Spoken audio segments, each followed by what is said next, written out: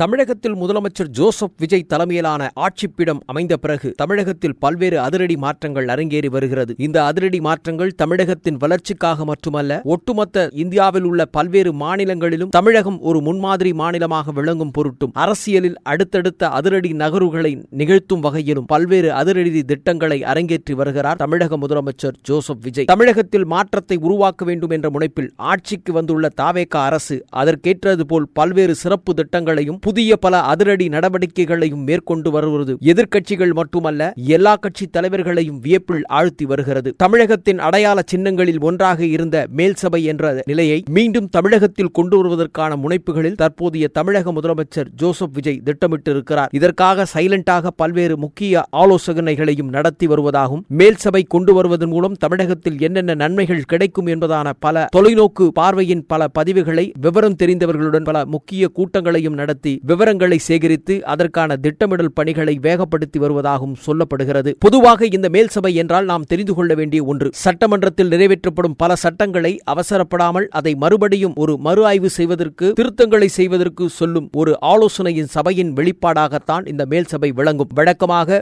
இந்த மேல்சபை உறுப்பினர்களை நாம் நியமிக்கிற பொழுது பல்வேறு விதமான பகிர்வுகளை வழங்குவதன் வாயிலாக தாவேகா கட்சியில் தற்போது ஏராளமான ஒரு புதிதாக பல்வேறு கட்சிகளில் மட்டுமல்லாமல் பல்வேறு ஆலோசனை சொல்கிற நல்வுள்ளங்கள் என ஏராளமானோர் வந்த வண்ணம் இருக்கிறார்கள். தாவேகாவின் பக்கம் வந்தவர்களை எல்லாம் வரவேற்கும் பண்பாடு தமிழர்களுக்கு உண்டு என்ற நிலையிலும் தமிழகத்தில் புதியதாக மேல் சபையை நீண்ட காலங்களுக்கு பிறகு உருவாக்குவதன் மூலமாக தாவேகாவின் ஆதரவாளர்களாக தங்களின் ஆலோசனை சொல்லும் நல்மாமனிதர்களுக்கெல்லாம், குறிப்பாக மருத்துவத்துறையாக இருக்கலாம், அரசியலாக இருக்கலாம், பல்வேறு துறை வல்லுநர்களாக இருக்கலாம், இவர்களை எல்லோரையும் ஒன்றிணைத்து இவர்களுக்காக இந்த தளத்தை அமைப்பதன் மூலமாக தாவேகா அரசுக்கு பெருமை சேர்ப்பது மட்டுமல்லாமல் விஜய்க்கு கூடுதலான ஆலோசனை மட்டுமல்ல, ஒரு பக்கபலமான ஒரு வலிமை கொண்ட குழு ஒன்று இருப்பதன் வலிமையை பறைசாற்றும் தளமாகவும் இந்த மேல்சபை அமையும் என்றும் எதிர்பார்க்கப்படுகிறது. 1970-80களில் மேல்சபையின் அங்கீகாரமும் மேல்சபையில் இருந்த உறுப்பினர்களின் பலரும் இன்றைக்கும் அரசியல் தளத்தில் தங்கள் ஆளுமையின் பதவிகளை பல தளங்களில் வெளியிட்டு வருவதை காண முடிகிறது. அந்த வகையில் 1986ஆம் ஆண்டு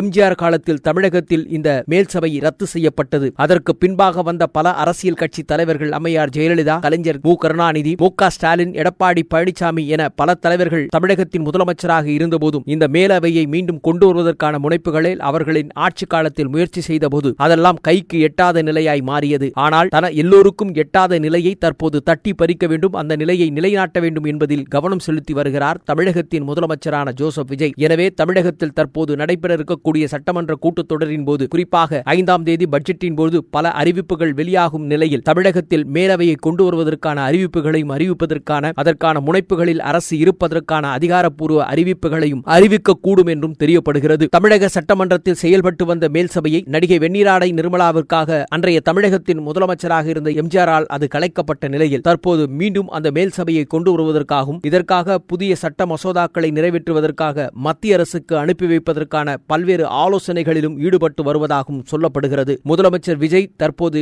எடுத்திருக்கும் இந்த யோசனைக்கு பல்வேறு அறிவுஜீவிகள் தங்களின் ஆலோசனைகளை மட்டுமல்லாமல் பல்வேறு அதிரடி வழிகாட்டல் நெறிமுறைகளையும் சொல்லி வருகிறதாக கூறப்படுகிறது. தமிழகத்தில் புதிய மாற்றங்கள், புதிய அடையாளங்கள் என அறிமுகப்படுத்தி வரும் தமிழக முதலமைச்சர் தமிழகத்தில் நீண்ட இடைவெளிக்கு பிறகு மேல்சபையை உருவாக்குவதன் மூலம் அரசியல் தளத்தில் தனது ஆளுமை மட்டுமல்லாமல் அரசியலில் புதிய மாற்றங்களுக்கான பரிமாண வளர்ச்சியின் பாதைக்கு வழிதடும் முதல்வரின் பயணத்திற்கு இதுவும் ஒரு மகுடமாக அமையும் என்பதில் எல்லளவும் சந்தேகமில்லை. அந்த வகையில் மேல்சபை அமைவதன் மூலமாக தாவேகாவில் அறிவுஜீவிகள் பலருக்கு வாய்ப்புகள் வழங்குவதற்கான சூழலும், தம்மை நம்பி வந்து கட்சியில் ஆலோசனைகளை வழங்கி தனது கட்சிக்கு பலம் சேர்க்க நினைக்கும் பல்வேறு துறை சார்ந்த வல்லுநர்களுக்கும் இந்த பதவிகளை வழங்குவதன் மூலமாக ஒரு வலிமைக்குரிய தமிழகத்தை கட்டமைக்க முடியும் என்ற கனவுகளோடு காத்திருக்கிறார் தமிழகத்தின் முதலமைச்சரான ஜோசப் விஜய். அது மட்டுமல்லாமல் அதோடு கூட ஒரு அரசியல் ஆழ்மைக்குரிய சில விஷயங்களும் அதோடு ஒட்டி நிற்கிறதையும் மறப்பதற்கில்லை. தமிழகத்தில் மேல்சபையை கொண்டுவர தமிழக சட்டப்பேரவையில் மசோதா நிறைவேற்றினாலும் நாடாளுமன்றத்தின் இரு அவைகளிலும் இது வெற்றி பெற வேண்டும். முக்கியமாக மத்திய அரசு இசைவு தெரிவிக்காமல் இந்த மசோதாவை நாடாளுமன்றத்தில் கொண்டு வர முடியாது என்கிற சட்ட ரீதியான கருத்துகளும் சில ஆலோசகர்கள் மத்தியில் வைக்கப்பட்டுள்ளன. இந்த நிலையில் மேல் சபையை கொண்டு வருவதற்கான சட்ட மசோதாவை நிறைவேற்றி டெல்லிக்கு அனுப்பும் நிலையிலும் நாடாளுமன்றத்தில் இதை தாக்கல் செய்ய மத்திய அரசு முரண்டு பிடித்தால் அதை வைத்து